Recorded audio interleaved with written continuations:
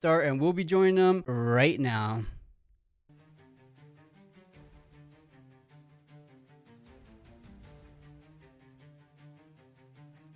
Okay, and Ollie, you're in here as well, right? Yeah, I'm all locked in. I'm ready to go. So yeah, we got two new legends, but two familiar battlefields. We got Zor Warrens and Reaver's Row, two pretty solid options. Both very popular in set one, so I can see why they would default to this, which should be interesting. Yeah, very, very interesting. So it looks like the champions are keeping it rather standard because I know from playing Irelia a little bit myself, the fair vent, I believe it's called, or the green Irelia seems to be a whole lot better. Every time you choose and ready me, she gets +1. And a big caveat to note, that doesn't say per turn. It doesn't say once per turn. It's each and every single time you choose or ready it gets +1. So I've been able to buff up that champion to an extraordinary amount of might. It's been crazy to run so far. Yeah, it's a very powerful ability. I'm really excited to see how it plays out. We do see one of the new sort of staples of set 2, which are the equipment coming down, the GA. It's another thing that makes the Irelia even better because you can't even, you've got to kill it twice just to get rid of it. So it's really powerful. I think we've seen a lot of this with sort of like some Ornn, like Protect the President decks, which was attempted with Lee Sin in set 1, but having 6 revives if you run Guardian Angels and Zhonya's is very, very powerful. Yeah, literally, I've seen most Aurelia decks running very few units and just capitalizing on trying to save the units that they do have with those mentioned cards. But here goes Sivir's ability off the get-go with the gold. When you recycle a rune, you may exhaust a legend to gain a gold gear exhausted, as we just saw that happen. And man, we said orange might be one of the most powerful domains in Riftbound Spiritforged. How are we feeling about this ruined runner, Ollie? Yeah, this card is another one that I heard some talk about. People are starting to nickname it the Roadrunner from the old school cartoons, but it's very, very good. It's difficult to deal with. I think green and purple probably not as bad because it's quite good at being able to deal with bigger, like dealing combat rather than things like we saw Kaiser in set 1. Not being able to target it would be hugely problematic, so it'll certainly be interesting. And I think this gold is going to be really good as well. I think that's obviously one of the things that makes Sivir so powerful. And it also helps with some of those expensive cards. We talked about Punch first. That's obviously recycling gear, but also all the gear as well. So we see Edge of Night come out from Hidden, but you don't have to pay the equip cost because you've got the gold token. So really, really good stuff.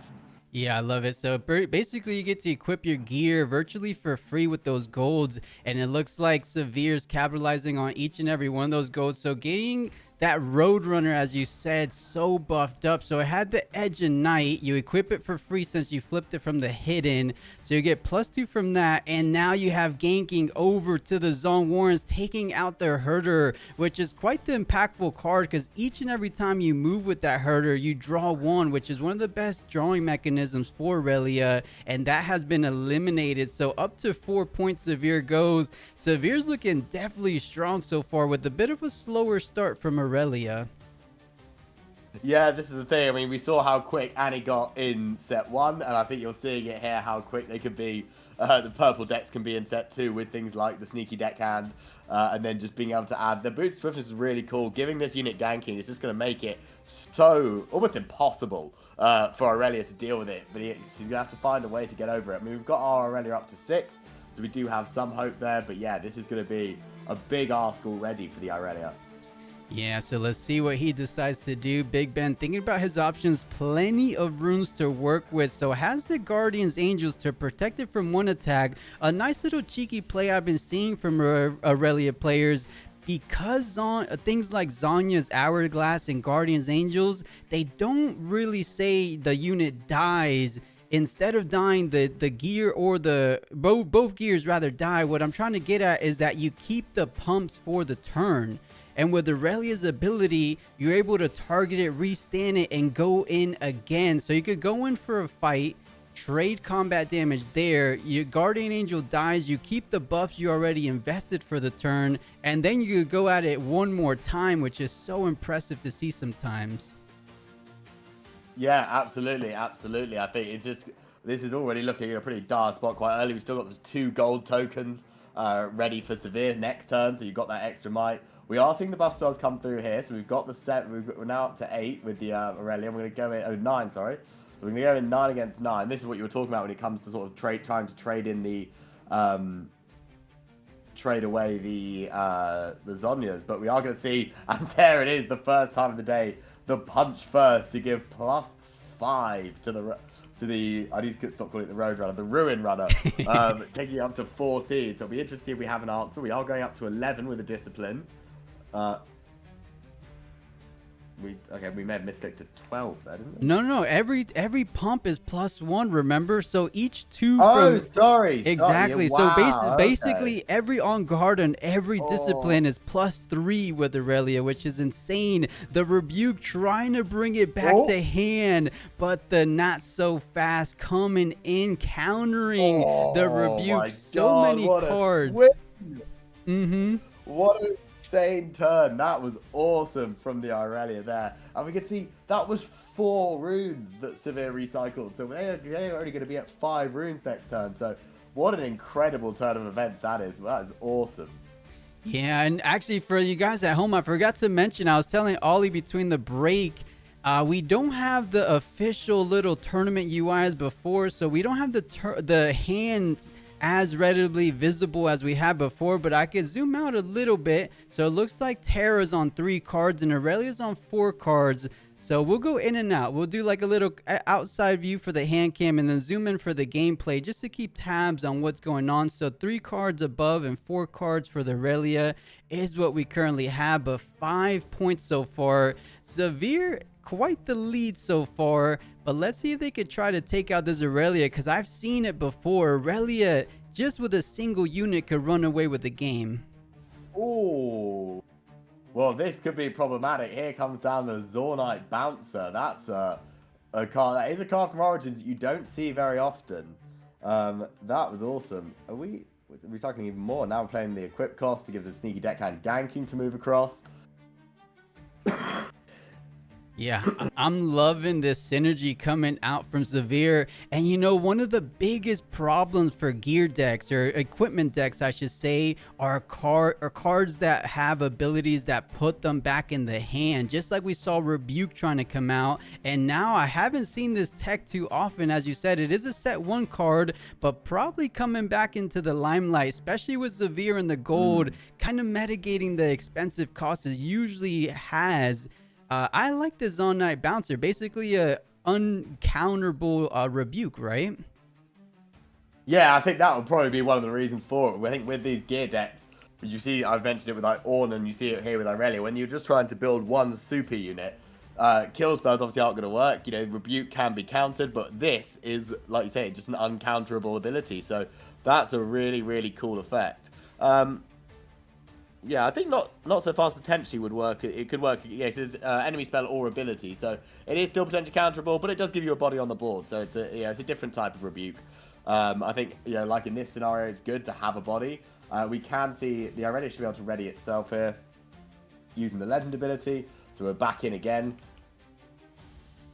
Yeah, let's see how this plays out, because Sivir heavily invested onto the board. Only virtually 1 rune, I guess 3 runes if you're considering power, but only 1 card in hand. On the other side of the board, Irelia, plenty of runes to work with, about 4 cards to draw or to choose from, so has some options. So Sivir is indeed double the points of that 6-3 right now, but running out of resources. So let's see if they could try to just hold firm.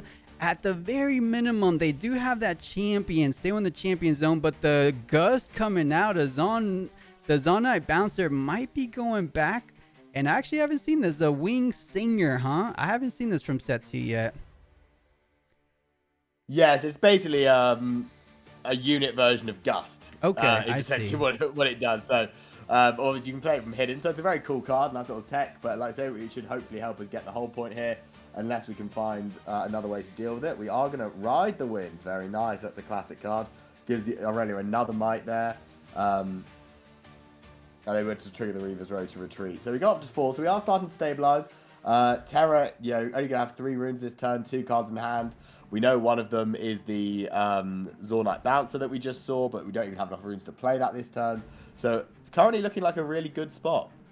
Yeah, I love this play. You ride the wind over to Reaver's Row. So just in case, because you did type out a bit, you just have one rune. You already used a couple on guards. You do have the safety net of that Reaver's Row. But all Sivir needs is to take both battlefields. But I don't think he's going to be taking it this turn. That Wind Singer going to be going into Zone Warrens just to see a little bit more cards. Does get up to 7 though. So perhaps just trying to set up. I mean, he's out of runes, so he's not going to be developing any any kind of board too much. So we'll see. I mean, he could play it a bit slow. Big Ben doesn't look like he's going to be able to win until at least 2 more turns. So if you're able to set up, slowly develop the board, and then go in for a final push, you might be able to conquer both in a single turn. So we'll see. Yeah, exactly. I think the key here for Irelia is going to have to be just sort of retreating this Irelia, then choosing it with something to ready it with the legend ability, and then conquering the alternative battlefield to score 2 points a turn, and hopefully just keep Terra at bay until for the next 2 turns. Like say, assuming he can do that, he can score twice, then he'll be okay. Yeah. And of course, we said it earlier, the Irelia champion, the green one, really does tend to run away with the game, especially in considering things like ride the wind. And if he's running the boots, usually you could gain back and forth. But I'm loving this card so far from the Irelia players. Heart of Dark Ice, you just exhaust it once and you get +3, +4 on the green Irelia champion, as we're seeing here. And not only that, it does choose it. So you're able to trigger Aurelia's legend ability to spend a power to ready a unit. So there we go, just back and forth, so strong in the proper hands, and Big Ben using full use of every ability so far. Man, I just don't see how Sivir, you're getting so close to victory, but how are you taking down this powerful unit as the green Irelia? Yeah, this is starting to look pretty bleak, because I just don't know how you ever get through it. We're now hiding cards. You do have the Sivir champion unit, which has Accelerate, so there is potential there, and it also can get +2 in ganking, so that can help. But I do agree, we're going to have to try and make a move this turn, otherwise it's likely we'll just see the Irelia do the same thing they just did, gank across, use the Heart of Dark Ice to ready the Irelia again, and it's just a constant flow as well. Yeah, I'm loving what I'm seeing from both players, but it looks like off to the races Sivir went, but kind of ran out a little bit of that gas. So stabilizing is what Irelia did, and well done so far. Sivir finally has a little bit more runes to work with, and I think he took your note, went with the champion unit. Does have accelerated, spending 2 gold rather, to buff it up by 2. But let's see if this is enough, because that hidden card, if it's something like a fight or flight, could be a little bit devastating. It could also just be a simple Zonia's, which wouldn't be too impactful in this situation.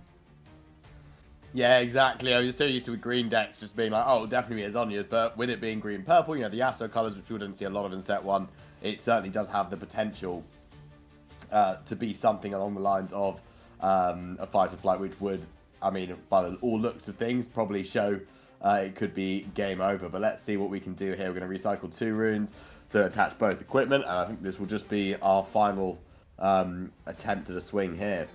Yeah, let's see if this is indeed that fight or flight. All this might be nullified down to nothing. But if it's a Zonia's, this could be exactly what they needed. But so many runes at the ready for Irelia, I wouldn't imagine if there's going to be at least the signature spell, which we're seeing here. Such a fantastic spell, Defiant Dance. For the green champion, you get +3 on your own unit and then -2 on your opposing unit. Make that double the trouble. Defiant Dance ×2, +6 on your unit, -4 on the opposing unit. Oh my goodness. That's crazy. That I think one thing I really like about set 2 that I've seen so far, it feels like they've put a lot of great work into the signature spells. I think in set 1, there's a lot of decks that don't really care or don't really use the signature spells, whereas in this, you evidently see like all the signature spells, or the majority of them, are really, really good cards. So it's going to be really exciting to see them get used more, and they're all nicely tailored to their legend. They're good, thematically. So really excited to see these different its signature spells be played more and more in set 2. You've got things like the Ride the Wind as well, which will give you the +1. So some very cool tech. We did see you saw back alley bar occasionally used in Yasuo in set 1. So I could see why another green purple deck that's focused a lot around movement. It does make some sense there as well. Yeah, how are you feeling about the whole debate whether who's the better green purple legend these days? Is Yasuo still looking good, or is Irelia taking that crown so far? Well, I've had very little practice on Yasuo, so personally, from what I saw in game 1, I'm pretty happy to say it's probably Irelia, but right. It'll be interesting to see. I know I'm sure there are players in the chat that have played a lot more Yasuo than myself, so it'll be interesting to see their opinions on it. But one thing I did want to call out, this 2-drop is crazy, the Treasure Hunter. So it's just, people that don't know, it's kind of like Traveling Merchant. Whenever I move, spawn a gold token. So instead of discard 1, draw 1, it is just give yourself an extra resource to use later. So I think this one is potentially crazy as well, especially if you're playing things like Flash and Ride the Winds and things. You could just spawn so many gold tokens, which can hopefully help the issue that we saw Sivir have last turn, where you don't end up going down to 1 rune in the mid to late game because you're recycling so much to keep up tempo. So it'll be very interesting to see how that plays out. Yeah, 100%. It's a little bit on the weaker side with just a single might, but it does make such a difference, especially in decks like Sivir, which tend to be high power costing cards, right? So I really do like that card as well. I've even seen it in other purple decks, like Draven does make decent use of it. I even seen it in Annie. I don't know if Annie can make the best use. I guess the rebukes are sometimes expensive, but I like the Sivir. It looks like the Sivir is a bit more of an aggressive deck, right? Because already up to 3 points, and whenever you see a sneaky deckhand, make that 5 points rather. Things are going up and away. This is looking tough for Irelia because she starts slow, but once she gets going, as we saw in game 1, it's hard to stop. But at 5 points to 0, this is looking a little rough for our Irelia player. Absolutely. I think Sneaky Deckhand is probably one of the most egregious cards in the set 1. Now that we see how it gets so popular, it's my opinion that I think it's one of the strongest cards in there. I think being able to go second and scoring a point off of the first turn is just insane. For tempo, we see another one come down here. We see the Treasure Hunter's going to move back, spawning yet another gold token in. So we're now up to 3 gold tokens, which essentially means we can play a Punch Fist for free. Punch First for free as well. I like Punch Fist. I feel like the community should collectively agree on Punch Fist. I think I'm going to be making. I keep looking at the card and just seeing the FIST. I'm sorry, it's got to be that, hasn't it? But we'll see more of that. But we saw a lot of expensive cards like Rebuke last game. We saw Zornite Bouncer come down. So it will be interesting to see if we see more. If we see those expensive cards, hopefully we won't de-ramp ourselves as much as we did in game 1, and we can keep the pressure. Because, like I say, 5 points already. It's looking like we're in a really good spot here for Sivir to take this to a game 3. Yeah, I think so as well. It looks like the Herder coming down, getting the Dark Ice buff, and then the Irelia Legend coming through. Up to 6 total might against the Sneaky Deckhand. It looks like Irelia wants to respond with something that costs 2 power. I could only imagine it's something like the Punch Fist, Punch First coming out. +5 on the Sneaky Deckhand, bringing up to 7. There is 2 runes available for Irelia if she wants to invest a little bit more. Something like an On Guard. It looks like she has about 4 or 5 cards in hand. I'll zoom out just so we can see. Yeah, it's 6 cards in hand, so she definitely has something. Well, there's one. We could still see. We're gonna. Oh no, he's gonna do it. Yeah, there's the double punch. Oh, what a 1-2 combo that is. We've gone with a jab, hit with a right hook straight after. That is a big swing. We've now got a 12 might Sneaky Deckhand. And if Irelia doesn't have an answer, I don't think they can with 1 rune. We're now staring at 7 points already on turn 4. Yeah, that's been incredibly quick. Yeah, you could say that again. Incredibly fast is what Sivir looking like in game 2. And I've never seen a more powerful Sneaky Deckhand in my life. +2. And you know what's brilliant about this is Punch First is supposed to be so rune economy. It costs so much runes, right? But in Sivir's case, he only lost 2 total runes from their rune deck, right? Or from their rune on the base. So it really wasn't that bad, which really shows you how powerful those gold tokens can really be, because you get 10 total might for virtually just 2 body runes is what he had that previous turn. So really, really well done. Up to 7, as you said. It looks like things are looking from good to better for Sivir. And I think if Irelia can't conquer both of these battlefields and she's able to hold at least one of these, we might just be going into that game number 3.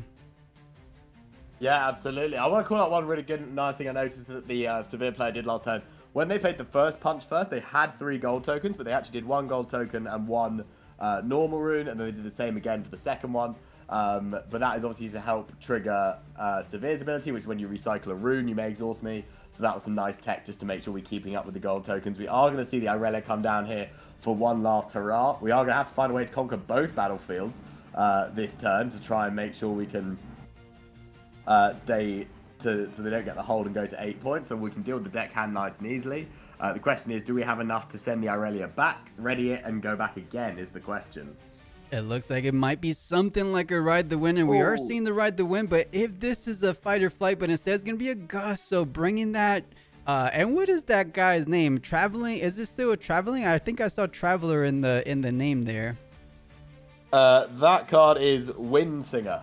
No, the one that went back, the one that makes gold.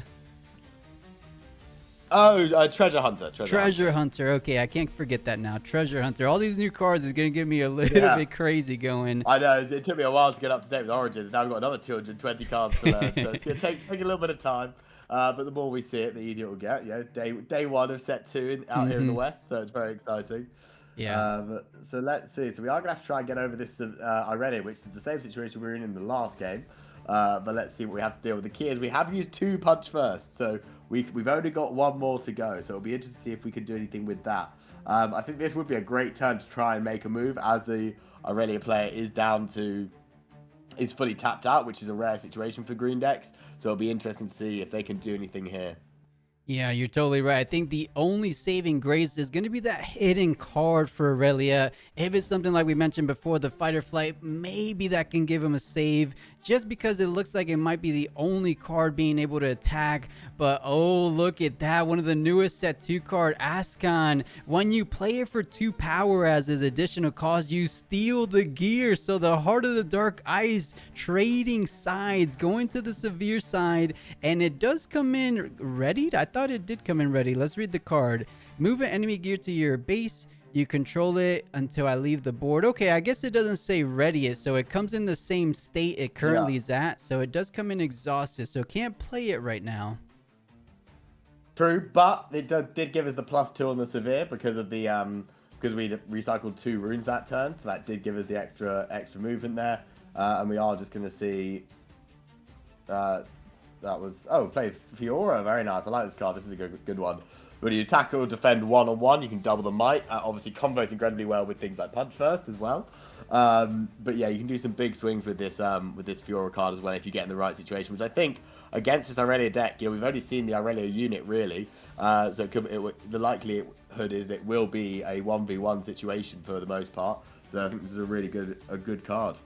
Yeah, I couldn't agree more. I've seen it really pop off in things like Master Yi deck, where you get the +2 from your legend ability and then your might double. So we'll see if that comes into play a little bit down the road in this tournament. But doing what she does best, going from battlefield to battlefield, going up to 5, trying her very best to stabilize, leaving a couple runes open, but she only has, as we zoom out, about 4 cards in hand. Sivir has 4 cards in hand, but unlike game 1, plenty of runes to work with. That's 2, 4, 6, 8 total runes, 3 total cards on the base, or 3 total units rather, on top of the Heart of the Dark Ice, which it gets +3. I don't know if this Irelia has enough. It would take a lot of signature spells to try to hold the fort, and if you had them in hand, you're not going to have them anymore with this inverted timelines coming out. Yeah, it'll be interesting to see if this gets any sort of response here. This is a really interesting situation. The thing you've got to worry about here is with the Fiora card we talked about in the 1v1, if they use Heart of the Dark Ice on the Fiora card, that will put the Fiora at 6, which means it's going to swing for 12. I do not think there's going to be a lot that the Irelia player is going to be able to do to answer that swing, but we go with the timelines first just to see if we're going to scrap any of the buff spells they might have hidden. We saw how powerful things like Defiant Dance were last game. When they were making their final stand. So it'll be interesting to see what happens here. We are going to see the reaction of the Defiant Dance. Very good here. Yeah, clicks the Fiora, does it twice. As we talked, just as I mentioned it. Yeah, we want to really make sure that Fiora does not get any bigger than it needs to be. Irelia is going to go up to 10? No, 8, 10? Yeah, +2 for each one, so... yeah, +2 for each one. God damn, this card is insane. Yeah, insane. I've been testing it. And I like this playing as a reaction because you're still going to draw 4. So you had 4 cards in hand, you use 2, and you still pick up 2. So quite the valuable turn there, but you're still down to 2 runes. You did the best you can. I like the option of choosing it on Fiora because she's only going to double the might if she went up to for 2, but saving the Heart of the Dark Ice trigger. So I think... let's see what these final 4 cards were picked up from Sivir. They have 2 more units to send into the Irelia, but how are you taking down 11 total might and maybe a little bit more with the 4 new cards Irelia just drew, right? Absolutely. I think one of the keys of this is you just don't want to, when a green player when you force a green player to react like this and burn their buff spells, the key is if you can afford to, you just give them the turn. There's no need, you've got rid of 2 Defiant Dances now. They won't have the answers next turn, so you're more than happy just to relax and leave it. I like this. Just fully set up the board, get ready for next turn, and there's no real pressure on the situation now. We can just take it easy, and then it's up to the Irelia player just to try and set up a big hold. But we have quite literally seen the reverse of game 1, whereas now it's the Irelia player who's only got 4 runes to play with. So it's going to be a pretty interesting situation to see if there's anything they can do to try and hold off what is going to be a huge onslaught coming out from Sivir next turn.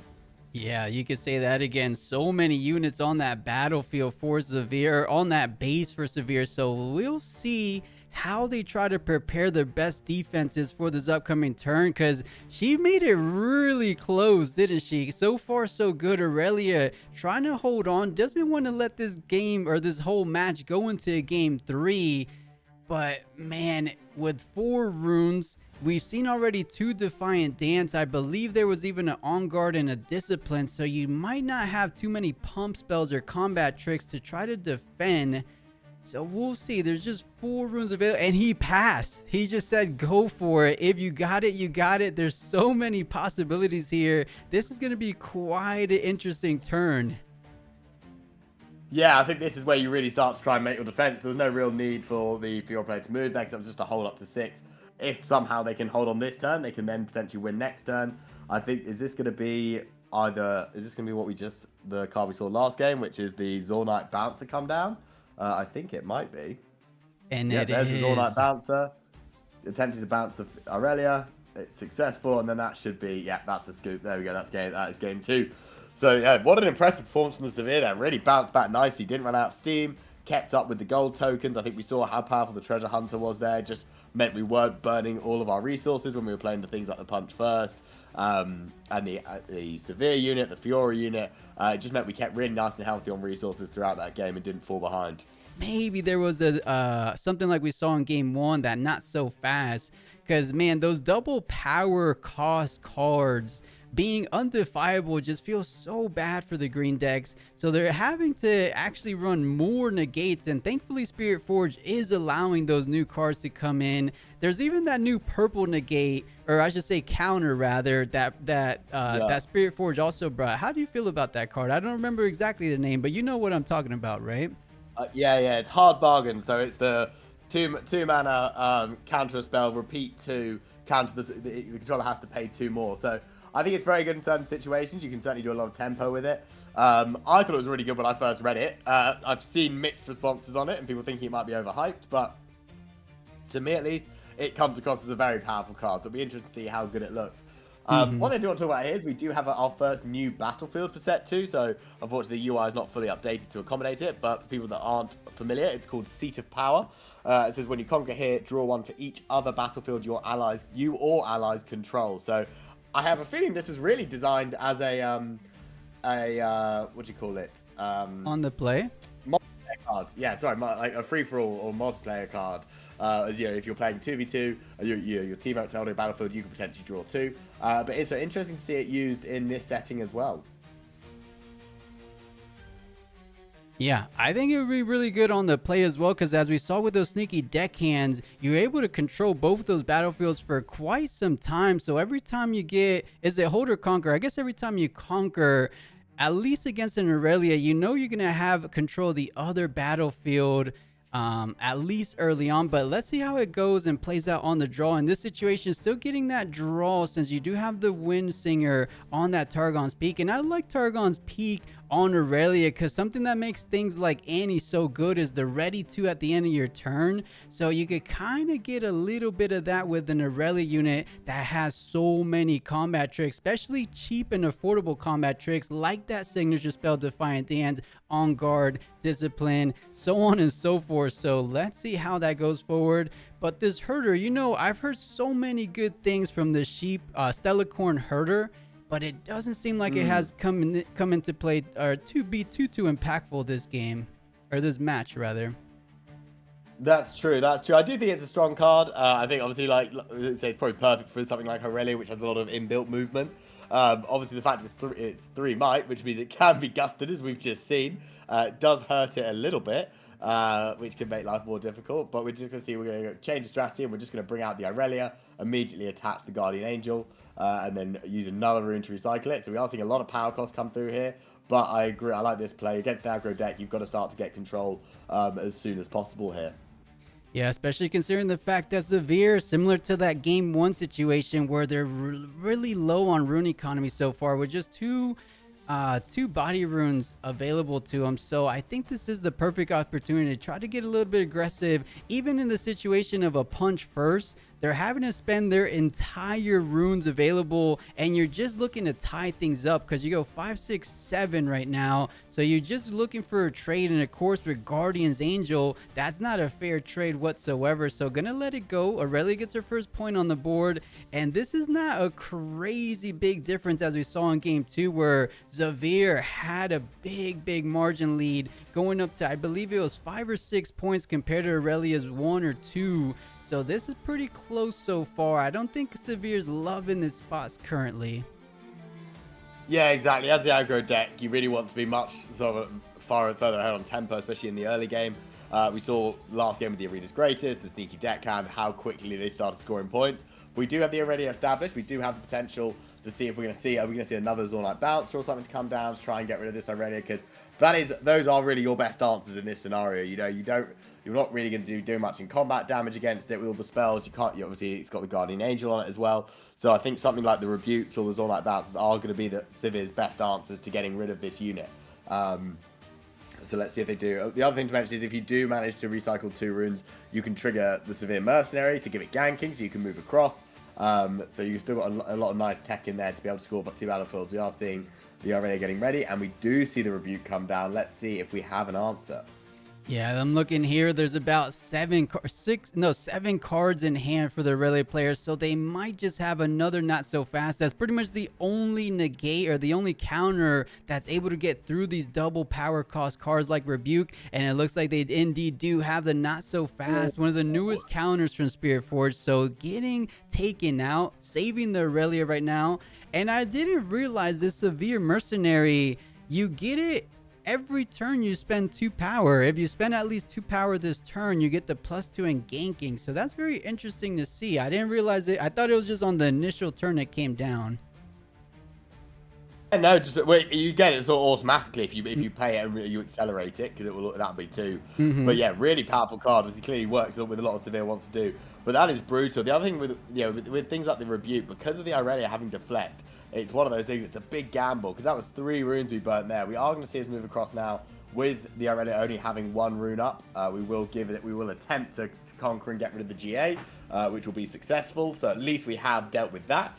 And we'll score another point as well, and we can get Targon Peak to ready our only 2 runes. But saying that, the Irelia is only on 3, so we're in a pretty low economy game, to say the least. I do think with the equipment, that's going to be the biggest thing. I think the game's going to feel very different in the sense that no one's going to be very hard resources. We saw, how easy it was in set 1 to get up to the Watchers and the Time Warps. But I think in these gear-heavy decks, You're just not going to see, unless you're playing something like Ornn, which is obviously the exception to the rule. You'll see a lot of recycle costs being paid consistently, which will make life difficult to stay high on the resources. I mean, granted, we haven't seen any punch first as we saw in those first couple of games, so that could be pretty good to try to save. But on the other hand, your gold token is exhausted. We're talking about using and starting from square one more time. You're going to use every single rune you have, so I don't know how beneficial that would be to just hold on for a single whole point, especially considering the fact that you're only going to be going up to 5. I think you can't even try to save this Sivir unit if you wanted to, because things aren't looking good. That's if this unit, of course, remember when it's exhausted and ready for the turn, the green Irelia champion gets a +1 automatically, so it should be at 5, I believe. So currently standing, I think it could take out the 4 current might, but doesn't want to take any risks of that punch first if he does try to be bold and just waste all his runes, so sends it back. And most likely looking at Targon's Peak just to ready 2 runes at the end of the turn. Yeah, it's an interesting play there. We see a lot of players, you can use Fight or Flight very differently. Some people are quite greedy with it. Some people are quite happy just to use it whenever possible. We are seeing the hidden card, so potentially we have another one, which would make more sense of why we use the first one just to conquer.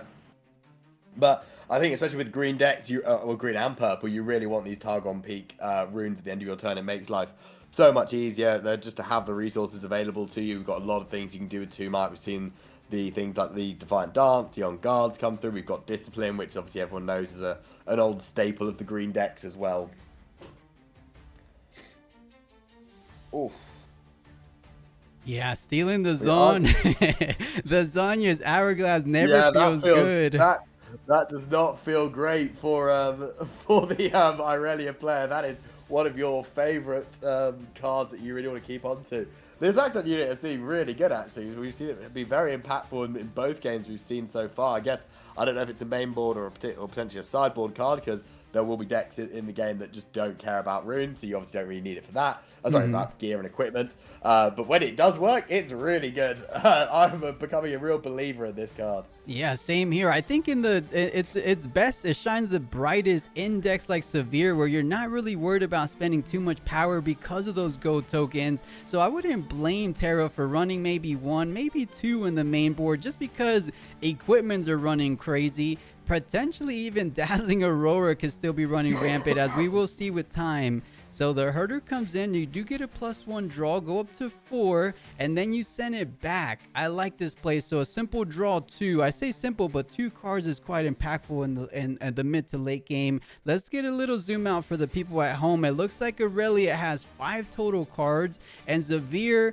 as she just drew for her turn, has a total of 6 cards to work with. But both battlefields are open. Irelia completely tapped out. This is just Irelia player saying, you know what, I'll give you 2 points for free. I'm gonna try to make a push on my follow-up turn. 6-4 is looking a little bit scary though, because you have some runes. You don't want to overextend. Maybe just develop 1 more unit, keep something up to defend one of these battlefields. You hold for 7, and then perhaps you try to make that final push for your 8th point. But let's see what Tera has in mind, starting things off with the merchant so far. Yeah, absolutely. I think this is quite a big move here. I think probably the Irelia players didn't have enough to save it. You see this Irelia is just sat on 4 might at the moment. We don't really any gear or any equipment attached to it. So it'll be interesting to see what we can do here. This could be definitely be a big swing, but this is where you've got to be so scared of the orange decks. You know, if they're sat there with 2 punch firsts, it's going to be so difficult to get over those numbers. So it'll be interesting to see what we can do. Yeah, interesting indeed. Let's see, throwing it back to the Irelia player. Tera gonna be ready too for that Targon's Peak, of course, so every single rune available. And I think they still had the 6 cards to their name on this turn, so has potentially, I would only imagine, something like another Rebuke, maybe even that punch first card, because we haven't seen any this game. So those are options that the Irelia player has to be considerate of. Has Irelia, has their herder, so could maybe just buff their herder, send in to see more of your options from your deck, draw 1, and then you want to really see what you could get done with your real big unit like this green Irelia champion. So this is a tricky turn. It's not impossible to clear the board though, but it's still going to be tricky because, man, so many runes for Sivir. I'm kind of scared of that punch first, I will say. Yes, I think it's something you've just always got to play around. And the ironic thing is, even if we do get over the board, they're just going to save one of them with Zonia's anyway. So I think this is showing how good Akshan's been. He's just stolen our own revive from us, which is going to make life even harder. So it's an interesting decision of where you want to go first.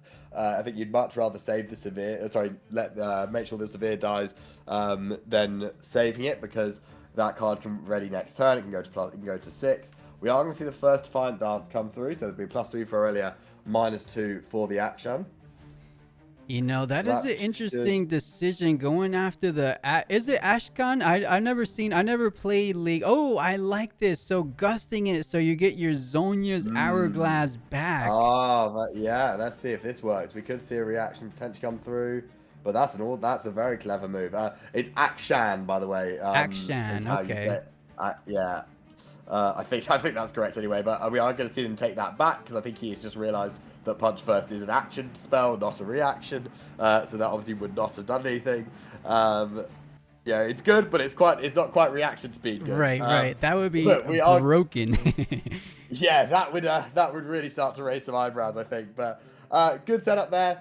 We can now move in with the Irelia. Hopefully, well, we now know that we know they have Punch First, so. Do we have a setup that we can use the Irelia to potentially get to 10 and make sure we can still get over it, even if they do play Punch First? And let's see what we want to do here. We are going to see Irelia go up to 8. Yeah, an 8 currently strong, but might not be enough to get over 4 plus the 5. So probably has to invest a little bit more, no? Exactly. Well, you know, at a minimum, the Sivir can go to 9. And then they're still going to have 3 runes after that, 4 runes potentially to do something else with. So yes, you've got to be a little bit careful here with how you want to play this, because there are still a lot of answers that could be sat in this Sivir deck. Yeah, I think at the very least you want to just start with the draw 1 from the herder, sending into the new battlefield Steed of Power, drawing 1, seeing more options. I maybe think he's scared of a Gust since it's only at 3 might. Okay, going for the Swifties, I believe it's called. Yeah. That is Swiftness, swiftness. But, yeah, but the league expression will always be you always call the Swifty, so that is correct for sure. I like this. I don't know how greedy we're necessarily trying to be with the herder, because obviously if we can take Targon's Peak first and then move in with the herder, we actually get to draw 2 because we get the Seat of Power and the herder trigger. So I think we maybe try to be a little bit greedy when it comes to that. We are going to see the first of the Punch First come through. Let's see if we have another one hiding behind there as well, because that'll take us to 9. It will actually take us up straight to 11 because of the Sivir ability. I hadn't thought of that. So we're now tied at 11 to 11. Wow, of course it says this turn. It doesn't specify on your turn or your opponent's turn, so each and every turn has to invest a little bit more. The discipline going up to 14 total might for the Irelia with the 3 coming in. Is there anything else? Is there another Punch First potentially? Because that would be a pretty good turn, and you ready it, giving it 1 more might because of the Irelia trigger mid-combat. So you go up to 15. So even a Punch First here, actually only a Punch First is the only out right now. Oh, I think we found the other out. Oh yeah. Oh, that's massive for the Sivir there. Rebuke is such a frustrating card to play around, because there really is very little counter for just being plucked off the board, unfortunately. Yeah, we can't trigger the Zonias, we can't do anything, we just have to sadly allow it to go back to hand, and that is such a massive swing forward. I think that's just game, I think. I believe so. I almost want to say that was a game-ending card right there. The Rebuke sending it back, especially considering the fact that you didn't get the activation from Targon's Peak, so you're going to be completely tapped out going forward. The herder could draw 1 more card, but what's good 1 more card when you can't even play it the following turn? And to make matters worse, you get gusted. That is a free board. Traveling Merchant in the back. Terra with just 3 runes to his name, closing things out, and man, what a game, Ollie. Yeah, what a series. Those rebukes are coming in. I mean, we saw effectively the Sivir running 6 of them with the Zornite Bouncer as well. And there are only so many things that you can use not so fast on. But yeah, what a swing. I think that's probably one of the really worst matchups for Irelia in many ways, because I can see the premise of the deck is building, a protect the president situation with the Irelia Fervent, with all the different gears, Zonias and everything, and then Rebukes and Zornite Bouncers just counter the entire strategy. So really, really strong stuff there, and something, you're definitely going to have to think about when playing these sort of protect the president style decks, whether you're doing it with the blue orb that we've seen that can get up to sort of like 26 30 might. I've seen some people do on Twitter, which will be interesting to see how people deal with that. But yes, that is certainly just one good answer for all of it, is if you could just drop a rebuke. So yeah, really interesting, very cool start to set 2. I think that was a really exciting series. We saw a lot of cool stuff. Safe to say Punch First is as strong as the people are saying it is. I think we can certainly agree on that.